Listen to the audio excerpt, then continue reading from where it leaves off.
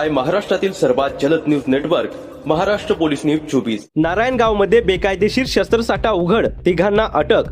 पुणे ग्रामीण पोलिसांची मोठी कारवाई समोर आली आहे। नारायणगाव परिसरात 2 गावठी कट्टे आणि जिवंत काडतुसे बाळगणाऱ्या तिघांना स्थानिक गुन्हे शाखेने अटक केली आहे। या कारवाईत राहुल सुरेश साळवे, दर्पण सुरेश पवार वय 22 वर्ष आणि तेजस संदीप मातेले वय 21 वर्ष यांना ताब्यात घेण्यात आले आहे। आरोपीकडून 2 गावठी कट्टे, जिवंत काडतुसे आणि इर्टिका कारसह एकूण 5,72,000 रुपयांचा मुद्देमाल जप्त करण्यात आला आहे।